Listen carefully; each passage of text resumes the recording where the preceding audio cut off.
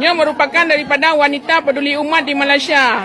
Dan untuk dayah yang hina buat apa botak di Biren, buat Satpol PP di Biren, nya berumpak sumbangan untuk wakaf tanah. Dan lebih sponsor buat para donatur terhebat, para wanita-wanita terhebat. Inilah daripada grup Rawdatul Munawwarah dan Rawdatul Jannah. Sama-sama kamu menjadi wanita peduli, insya-Allah.